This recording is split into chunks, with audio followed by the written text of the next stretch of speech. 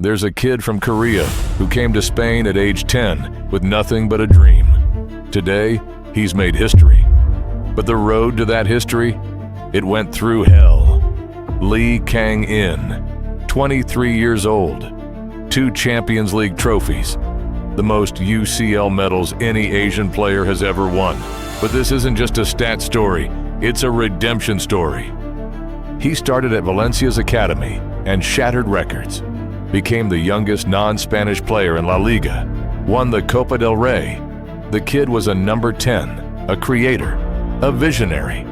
Then he shifted, became an inverted winger, and suddenly, he was the number 1 dribbler in Europe's top 5 leagues. PSG saw it. They signed him for 22 million euros. He scored his first goal in a 3-0 Champions League demolition of AC Milan. Everything was perfect. Then came February 2024. It's the Asian Cup semifinals. Lee and some younger players leave dinner early to play table tennis. Captain Son Heung-Min, beloved, respected, untouchable in Korea, tells them to come back. Team bonding before a big game. It's sacred. Lee refuses. What happens next becomes a national scandal. A physical altercation breaks out between the 2 players. Son dislocates his finger during the scuffle. But worse than the injury, the narrative that follows. South Korea's media reports that Lee took a swing at the team captain, his own captain. The story explodes.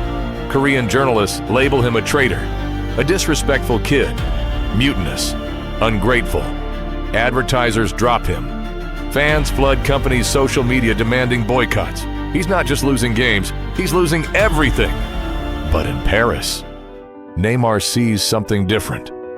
While Korea is burning Lee at the stake, the Brazilian legend puts his hand on this kid's shoulder, pushes him toward the camera with a smile, a gesture that says, "This kid will be fine, better than fine." Neymar believed in him when his own country didn't. Lee flies to London to apologize in person to Son Heung-Min. Not a statement, not a post, in person. Son posts a picture of them together, arm in arm, asking the Korean public to forgive Lee. The captain, the victim, becomes his defender. That's leadership. That's grace. But the real redemption? It comes on the pitch. Lee goes back to PSG, back to Europe, back to the place where the noise doesn't follow him like it does in Korea. And he doesn't just play, he dominates. He wins the Champions League. Then he wins it again. Neymar, as he's leaving PSG, writes to Lee, "Just a little time, but you already have a place in my heart." From being called a mutineer to being called a legend. Then came the moment that will define his era. He became only the 2nd Asian player ever to win the Champions League. After Park Ji-sung, ever. And he's done it twice. Son Heung-Min is approaching retirement. The baton is being passed.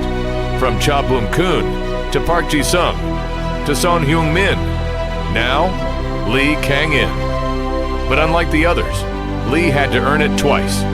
Once on the pitch, once in the court of public opinion. Korea's next superstar isn't just emerging, he's arrived. The question isn't if he's the future, it's how many more records he'll break, despite the pressure, despite the criticism, despite being written off by the media that once built him up. The era of Lee Kang-in has begun, and it's a redemption story for the ages.